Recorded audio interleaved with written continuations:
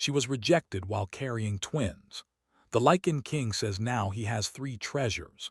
The wind cut through the northern plains like a silver knife, carrying whispers of sorrow and secrets long buried. Seraphine wrapped her thin cloak tighter around her shoulders, the fabric doing little to shield her from the icy bite of winter.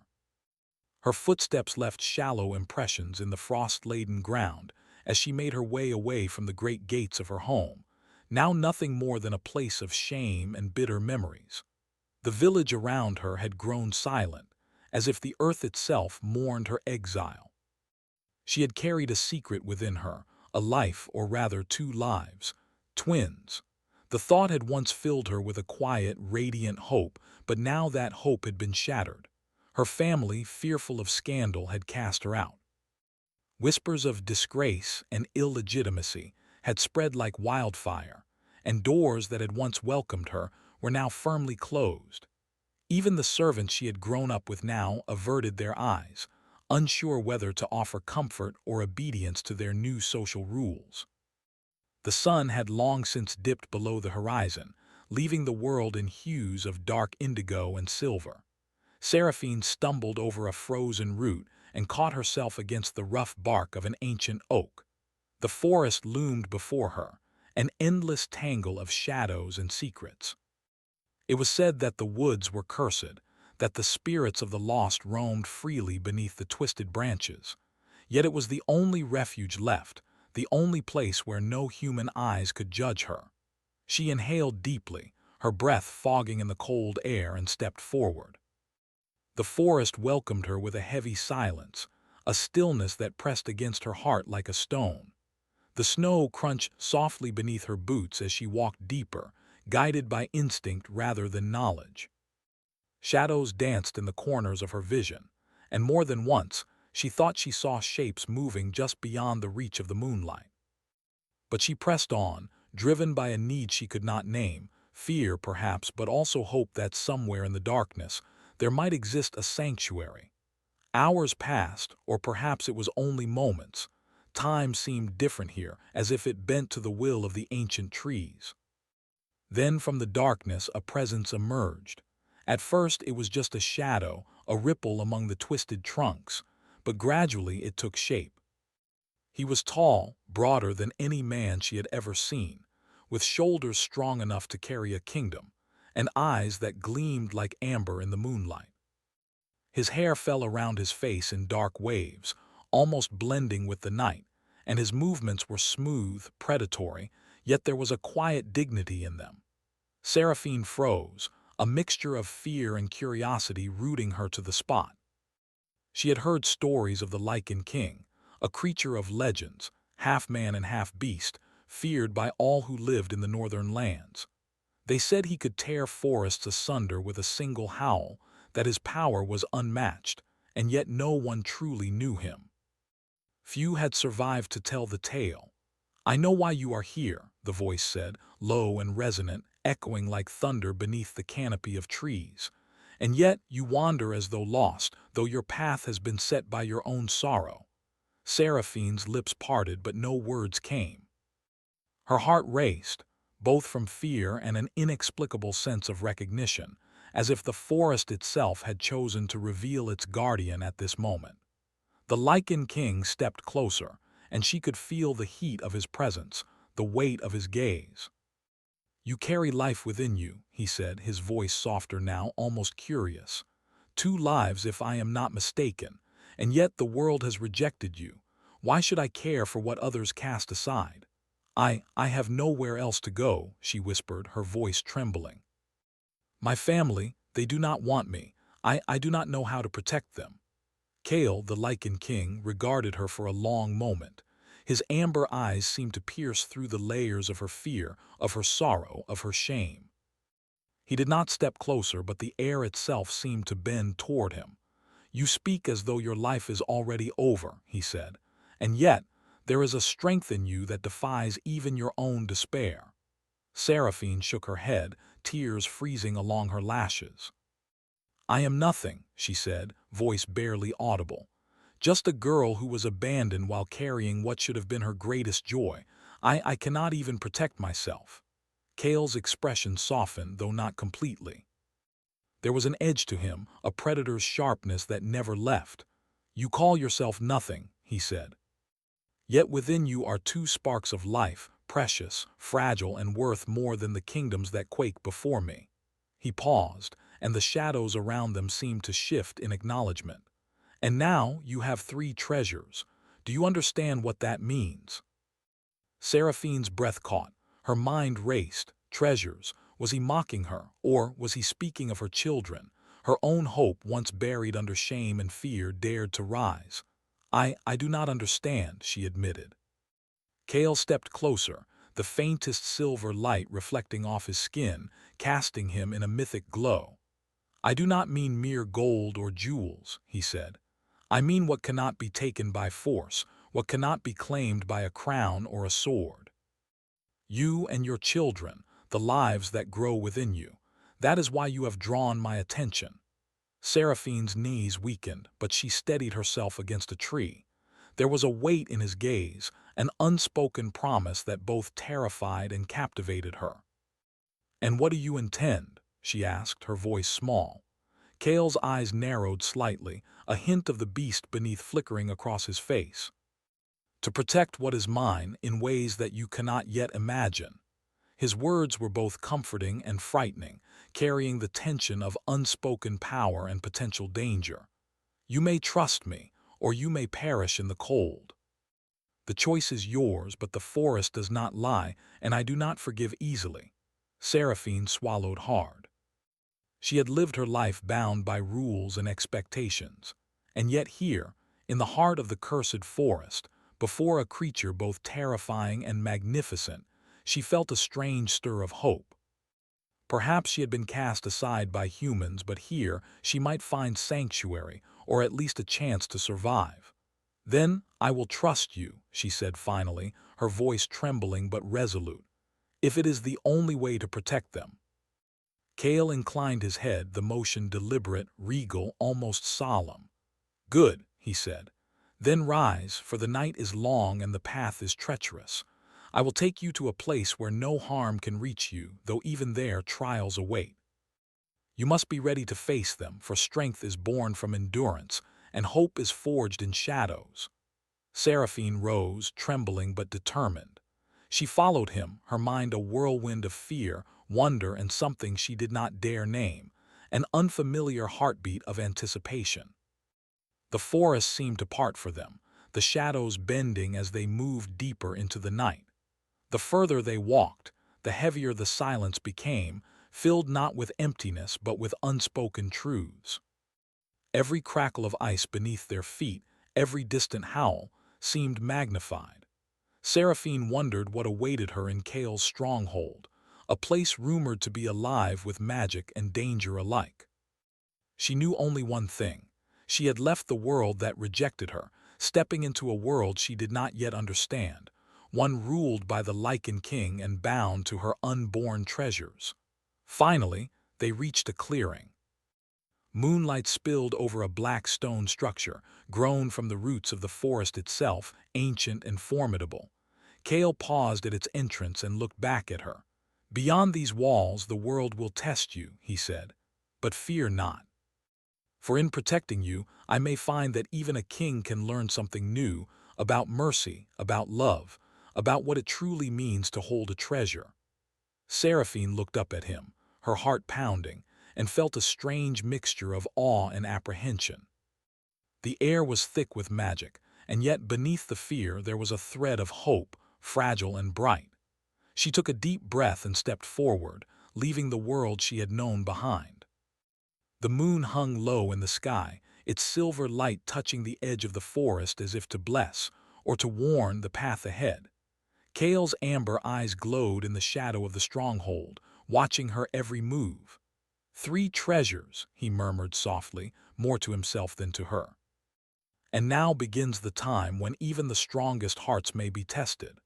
The wind whispered through the trees, carrying the promise of trials and the weight of destiny.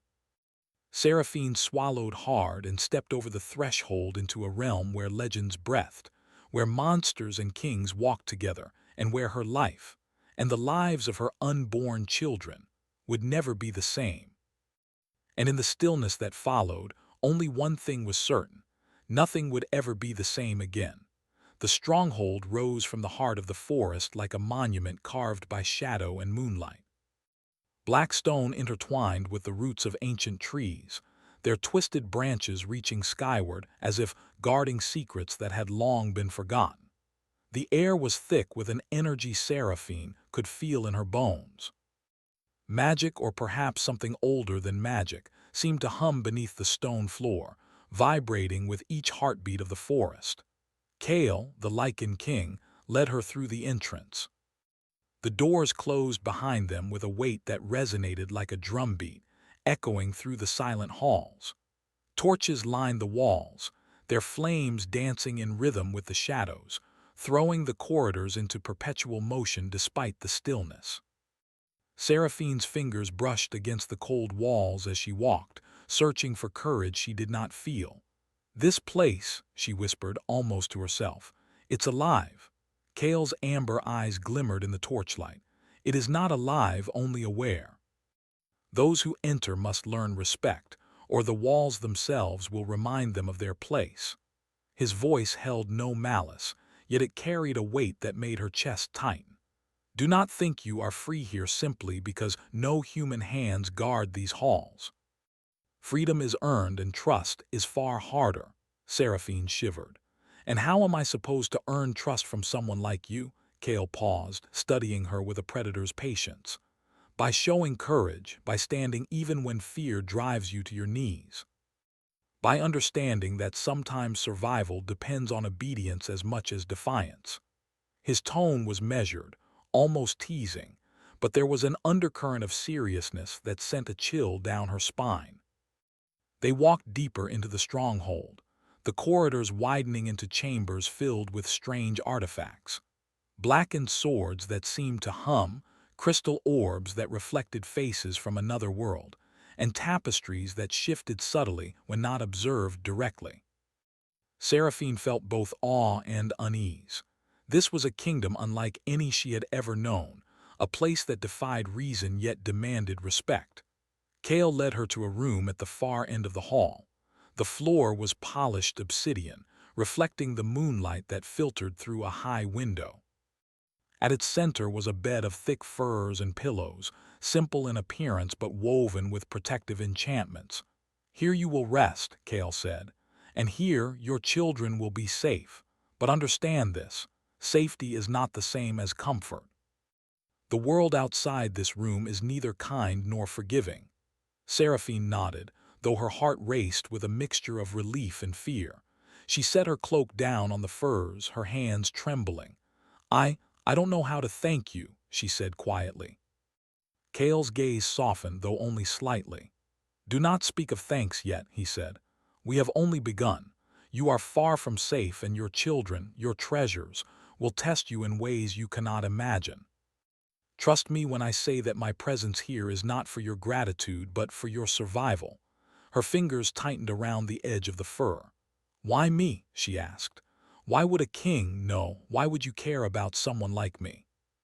Kale turned toward the window, his profile sharp against the moonlight. For a moment he did not answer.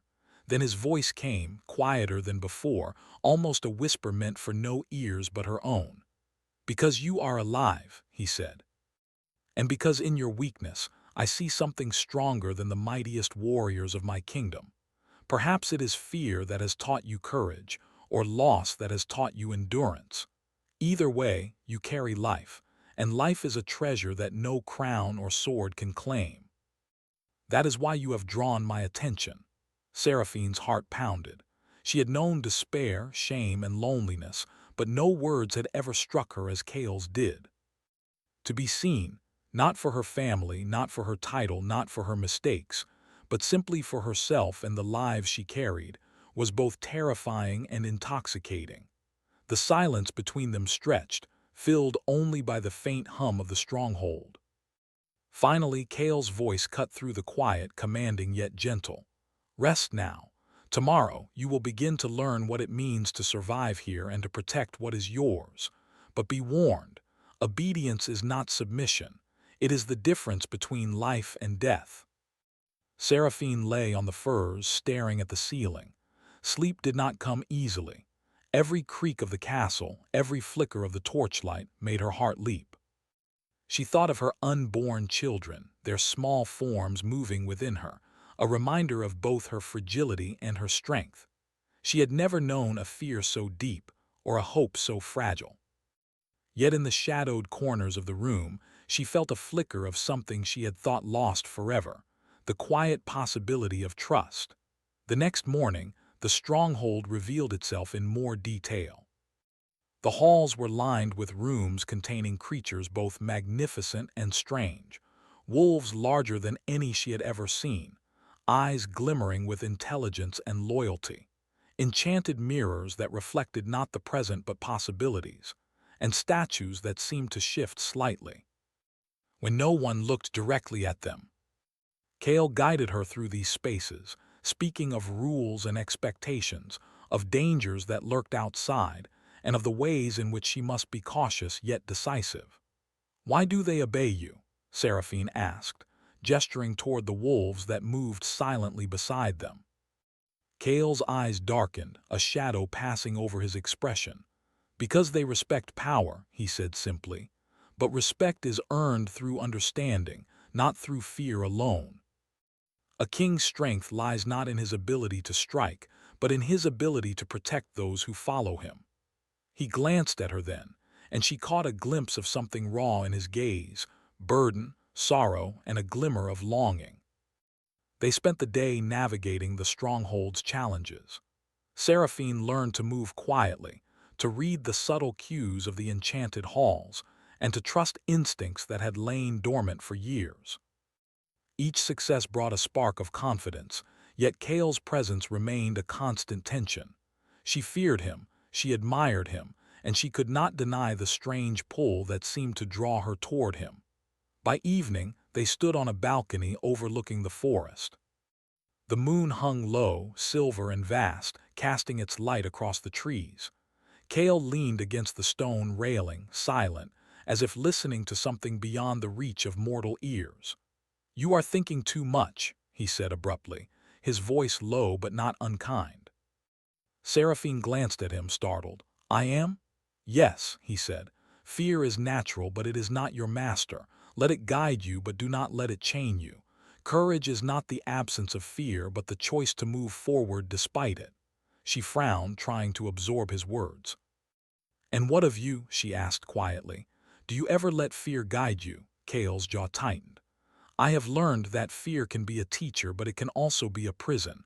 I have lived too long within the walls of both." He paused, looking out over the forest. "Perhaps that is why I am drawn to you. You are not yet broken, and yet you carry the weight of despair. It reminds me of what it means to be human." Seraphine's chest tightened. She did not know whether to feel comforted or wary. To hear kindness in the voice of the Lycan king, whose very presence could command death, was both terrifying and mesmerizing. The night deepened, and Kale offered her a bed in the chambers that had been prepared. "Rest," he said. "Tomorrow the forest will test you. It will test not only your body but your heart. And remember, the twins are yours, but their survival depends upon more than just your will. You must learn to navigate this world, or their lives may be forfeit before they even begin." Seraphine lay down, her thoughts swirling like the winter wind outside. She had trusted him, if only because she had no choice, and yet she could not shake the feeling that her fate, and that of her unborn children, was now bound to this mysterious, terrifying king. Sleep eventually claimed her, but her dreams were restless. Shadows moved through the halls of the stronghold, whispering secrets she could not understand. Wolves circled silently, watching, their eyes gleaming. And always Kale's presence lingered, a constant tension, both protector and predator. Morning arrived with a gray light filtering through the trees. The forest seemed alive in a way that was both beautiful and menacing. Kale was already waiting, his amber eyes fixed on her. "Today," he said, "you begin the real lessons. The forest outside is no longer just trees and snow. It is a living challenge and it will test every skill you have. You will encounter creatures, spirits, and forces that will try to turn your fear against you. You must be ready. Seraphine nodded, swallowing her fear. She was beginning to understand that survival here required more than strength. It required trust, quick thinking, and the ability to confront both external dangers and internal doubts. Kale extended his hand. "Then come," he said. "Your trials begin." As she took his hand and stepped into the forest, Seraphine felt the weight of destiny settle on her shoulders. The forest whispered in her ears, alive with secrets, shadows, and unseen eyes. And somewhere deep within, the faint spark of hope remained, a fragile light in a world of darkness, waiting to grow into something stronger. But she could not ignore the tension between them. Kale's gaze lingered on her, intense and unreadable, and she knew that their bond, built on fear, trust, and necessity, would face challenges far greater than the forest itself. The trees closed around them, and Seraphine understood with a mixture of awe and dread that this was only the beginning. And in the distance, a howl split the night, a sound that was neither fully human nor fully beast, a warning and a promise. Seraphine's heart quickened. She realized with sudden clarity that survival here would demand courage beyond anything she had ever imagined. Yet even in fear, she felt something she had not felt in years, a flicker of hope. For in the shadow of the Lycan King, she would either find strength or be consumed by it. The forest outside the stronghold whispered in voices that only Seraphine seemed to hear. Each crackle of a branch underfoot, each rustle of leaves overhead, felt alive with secrets she could not understand. She walked alongside Kale, her hands lightly brushing his, a gesture she barely allowed herself. The lessons he had begun teaching her were no longer just about survival. They were about trust, instinct, and understanding the delicate balance of power between predator and prey. Yet the unease in her chest grew with every step. Something was stirring beyond the reach of their sight, a shadow creeping in from the edges of the forest. She could feel it in her bones, a tension she could not shake, and she sensed that Kale, despite his calm exterior, felt it too.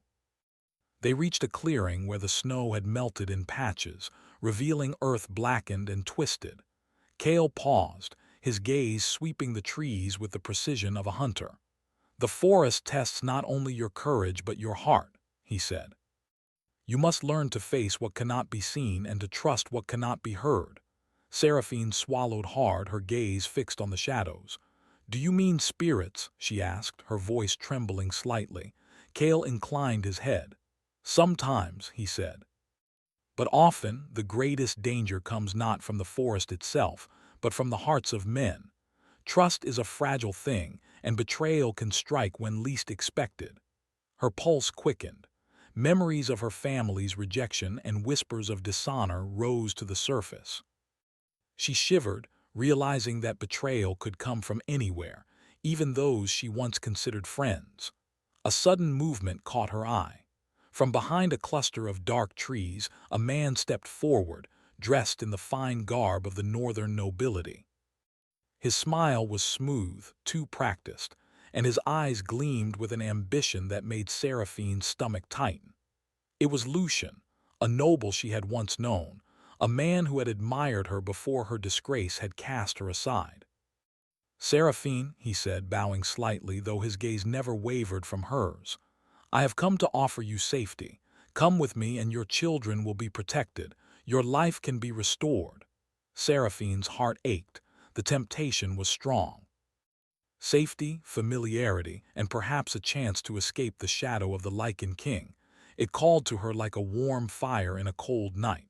Yet something about Lucian's eyes made her pause. There was an undercurrent she could not name, a subtle tension that spoke of hidden motives. Kale stepped forward, his presence suddenly imposing like a storm ready to break. "Do not be fooled by words," he said, his voice low and sharp. "He offers promises that will serve only him. Step away, or you may find your treasures lost before you even see the sunrise." Lucian's smile faltered for a fraction of a second, but he recovered quickly. "Kale," he said, his tone polite but icy, "we do not need threats. She may wish for another choice after all." Seraphine's hands trembled. She had never felt so torn, between safety and survival, trust and fear, the familiar past and the uncertain present. Yet Kale's amber eyes held her in place, unwavering and commanding. She realized with sudden clarity that the forest, the stronghold, and even the Lycan king himself were the only true guardians of her unborn children. She began, but her voice faltered. Kale stepped closer, his gaze piercing. "Do you trust yourself?" he asked softly. "Do you trust your own instincts? Then follow them. Your heart will guide you, not the lies of men who speak only for their own gain." Seraphine took a deep breath, summoning courage she did not know she possessed. She shook her head. "No," she said firmly. "I will not go with you. My place is here." Lucian's smile vanished, replaced by a flicker of anger, quickly masked with a courteous nod. "Very well," he said. "But remember this. The world outside this forest does not forgive weakness. And one day, you may find that even your treasures cannot save you." He stepped back into the shadows and disappeared, leaving only the rustle of leaves behind. Seraphine's chest heaved with relief and fear, and she realized that the forest itself seemed to exhale around them, as if acknowledging the danger had passed for now. Kale studied her for a long moment. "You have made the right choice," he said finally. "But choices alone do not guarantee safety. You must learn to face what lurks in the dark and what lurks within your own heart." They continued deeper into the forest, moving toward a place Kale called the Hollow of Echoes, where ancient spirits tested those who dared enter. The path was narrow, flanked by trees whose branches bent unnaturally, forming archways like the bones of some giant, long-dead creature. The wind carried whispers, faint and unintelligible, yet charged with emotion, longing, sorrow, warning. Kale stopped suddenly, his ears twitching, his body stiffening. "They are near," he murmured. "The spirits know you are here. They will probe your fears and they will seek to turn them against you. Remember what I told you. Courage is not the absence of fear, but the choice to move forward despite it." Seraphine's palms were sweaty, her breath quickening. What will they do?" she asked, her voice trembling. "They will show you visions," Kale said. "Memories, regrets, possibilities. They will test the strength of your mind, your heart, and your resolve. Do not falter. Remember who you are protecting." As they entered the hollow, the air grew colder and the whispers grew louder. Shapes moved at the edge of her vision, forms that flickered and shifted like smoke.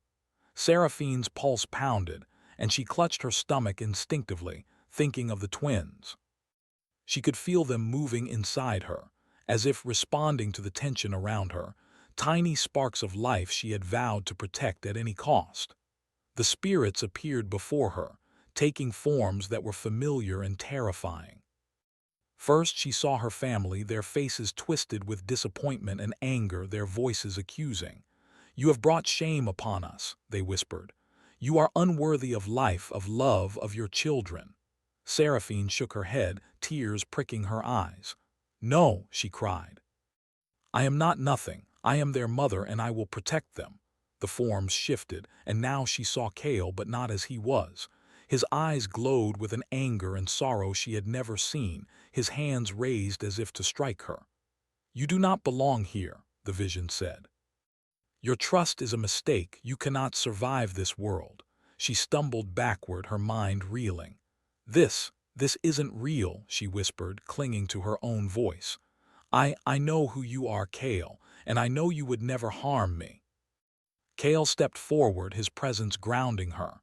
"It is not real," he said firmly, his voice cutting through the whispers like a blade.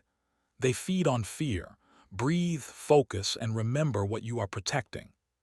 Fear is a shadow. It can frighten, but it cannot destroy you if you do not let it." Seraphine took a deep breath, closing her eyes, and imagined her children safe in her arms, warm and alive. The visions shivered and wavered, then dissipated into mist.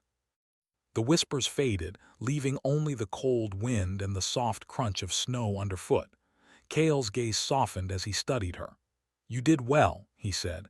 "Many would have fallen to despair, but you stood, and that is why your treasures will survive."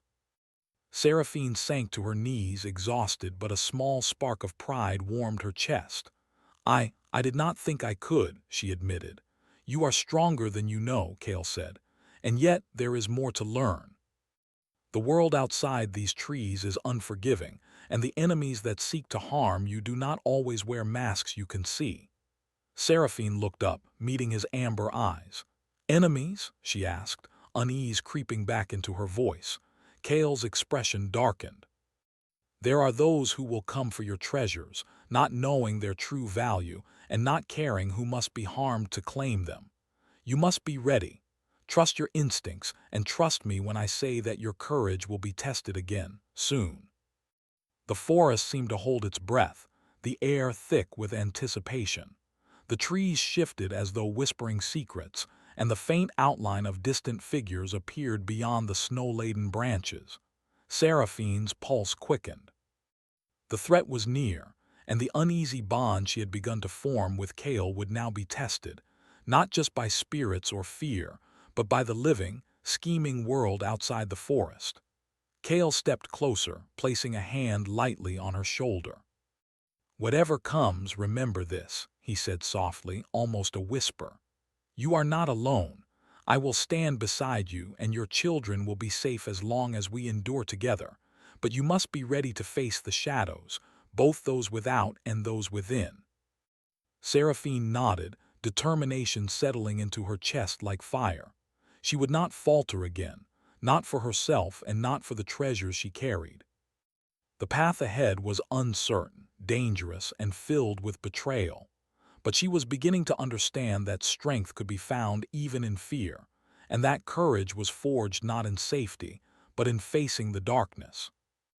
And somewhere deep in the forest, the shadows shifted, waiting, watching, as if acknowledging the rise of a force that even the Lycan king could not fully predict. The howl of a distant wolf split the cold air, echoing across the trees, a reminder that the world was vast, wild, and full of danger. Seraphine swallowed hard, feeling both fear and resolve. She knew the next challenge would come soon, and it would test not only her courage, but the fragile bond forming between herself and the Lycan king. Yet despite the uncertainty and the shadows looming ahead, a quiet thought stirred within her heart. Perhaps survival was not enough. Perhaps in the darkness she could find something more: trust, strength, and maybe even a fragile spark of hope and belonging. The forest whispered its secrets and Seraphine listened. She was ready, or she would be. The forest was silent, save for the soft crunch of snow beneath Seraphine's boots.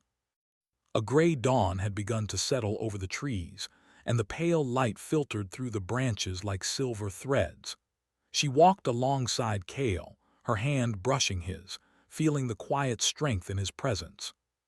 The twins inside her stirred, tiny reminders of her purpose, of the life she was determined to protect. Kale had been unusually quiet that morning. The weight of what lay ahead pressed on both of them. The forest beyond the stronghold's walls was no longer a place of lessons. It was a battlefield of unseen forces, where betrayal and danger waited at every turn. He knew that the final trials were coming and that the survival of the twins, and perhaps even Seraphine herself, would depend on his restraint and wisdom as much as his strength. "We are close," Kale said at last, his voice low and measured. "The hollow of shadows lies ahead. It will test not only your courage but your heart. You must remember everything you have learned. The twins' lives depend on it." Seraphine nodded, though fear rippled through her chest. The Hollow of Shadows was a place spoken of in whispers, a place where ancient spirits, remnants of the forest's earliest guardians, judged those who dared to pass. Legends said that even kings had faltered there, undone by visions of their deepest regrets or darkest desires. Yet Seraphine drew strength from Kale's presence. Even if she feared the Hollow, she would not turn back. They entered the clearing, and the air shifted immediately. Shadows deepened unnaturally, curling around the trees like smoke. The wind carried a voice that was neither male nor female, old as time itself. "Why do you seek life in a place of death?" it whispered, echoing through the frozen air. Kale's amber eyes glowed as he stepped forward. "We seek protection, not destruction," he said firmly. "We come for the treasures that have been entrusted to me, and I will defend them with all that I am." The shadows twisted and coalesced into forms, ghostly apparitions of past kings, warriors, and lost souls. Seraphine's heart raced as each figure moved toward her, their faces a mix of sorrow, accusation, and fear. She could hear voices whispering her doubts, her fears, the mistakes of her past. "You are unworthy," one spirit cried. "You cannot protect them. You are weak and your treasures will be lost." Seraphine's knees nearly buckled. She could feel the fear rising, but she clutched her stomach, feeling the movement of the twins, and a new determination surged through her. "I will not fail," she shouted, her voice echoing through the hollow. "They are mine and I will protect them." Kale stepped close, his presence anchoring her. "Do not let them twist your mind," he said. "Your strength comes not from what you fear, but from what you love. Remember the spark inside you and hold it fast." The spirits wavered at his words, their forms flickering like dying embers. Seraphine drew in a deep breath and lifted her chin. "I am stronger than your shadows," she said, "and I will stand no matter what comes." The air shifted and the hollow trembled. A cold wind swept through, carrying visions of the future, twists of fate where the twins were lost, where she and Kale were torn apart, where the world outside reclaimed its power over them. Seraphine could feel the weight of each possibility pressing on her mind. Panic rose, but Kale's hand found hers, grounding her. "You do not fight alone," he whispered. "I am here, and together we will endure." With his words, the visions faltered. Seraphine felt a warmth bloom within her chest, a courage she had never known. She stepped forward, and the spirits recoiled, their forms dissolving into mist. The hollow grew quiet, as though acknowledging that she had passed their trial. Kale exhaled, the tension in his shoulders easing slightly. "You have done well," he said. "The twins are safe for now, but there is still a choice I must make, one that will determine whether they live in a world of darkness or light." Seraphine looked at him, worry etched on her face. "What choice?" Kale's expression darkened. "The curse of my bloodline," he said quietly. "It has followed me for centuries. If I give in to my full power, the beast within, the twins will be in danger. To protect them, I must rise above it. I must prove that even a king of shadows can choose mercy over fury." Seraphine's heart ached for him. She had seen the weight he carried, the loneliness behind his power. "You can do it," she said firmly. "I believe in you. We will face it together." He looked at her then, a flicker of something soft and human in his gaze. "Your faith in me, it may be stronger than I deserve." The hollow of shadows shifted once more, and the final challenge began. The ground trembled and spectral wolves emerged from the darkness, their eyes blazing with unnatural fire. Kale moved instinctively, positioning himself between Seraphine and the spirits. His form shimmered, his body growing larger, the beast within threatening to break free. "Stay behind me," he commanded, his voice both man and beast. Seraphine hesitated, fear rising, but she saw the determination in his eyes and the promise of protection. She gripped her belly, whispering softly to the twins, "Stay safe, stay strong." The spectral wolves lunged, and Kale met them with a roar that shook the trees. He fought with precision and controlled power, resisting the pull of the curse that sought to consume him. Seraphine watched, awestruck and terrified, as he battled not just the spirits, but his own inner darkness. Time seemed to stretch, and finally, Kale stood victorious, breathing heavily but unchanged by the beast within. The spectral wolves dissolved into mist, leaving only the echo of their howls behind. Seraphine ran to him, tears in her eyes. You did it," she whispered. "You protected us, all of us." Kale looked at her, his amber eyes softer now, human and vulnerable. "I could not fail," he said quietly. "Not you, not them." The forest seemed to exhale around them, the hollow of shadows fading into quiet stillness. Dawn's light began to filter through the trees, bathing the stronghold in the forest beyond in a golden glow. For the first time in centuries, Kale felt a sense of hope he had long thought impossible. Weeks passed, and the day finally came. The stronghold's chambers were warm, the air filled with anticipation and the faint scent of spring. Seraphine's labor was long and difficult, but Kale remained at her side, unwavering, his hands both strong and gentle.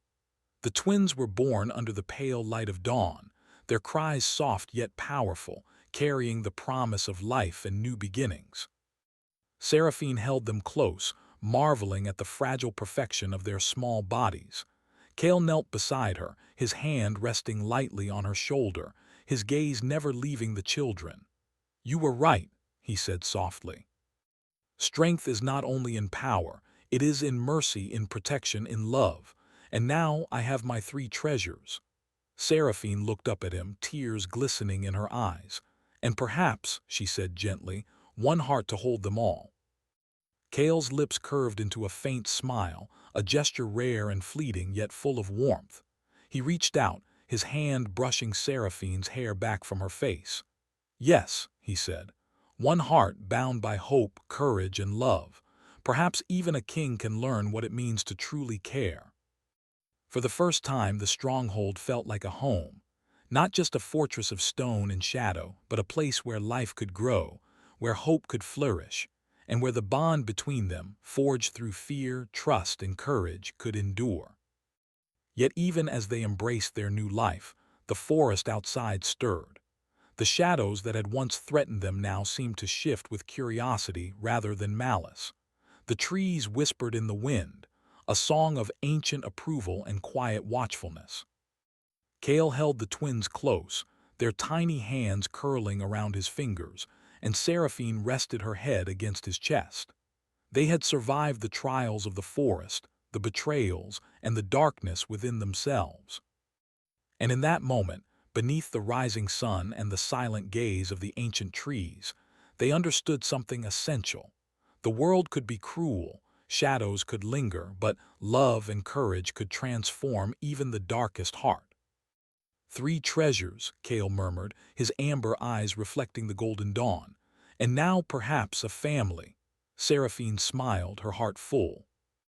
"A family," she echoed, her voice carrying the quiet strength of someone who had endured, who had loved, and who had been reborn in the shadow of a king. And in the forest, the wind carried their story. A legend whispered across the trees and the stones, a tale of courage, trust, and transformation. The Lycan king had found redemption, Seraphine had found strength, and together they had created a bond that no shadow, no curse, and no threat could undo. For in the heart of darkness they had discovered the light, and it shone brighter than either of them had ever imagined.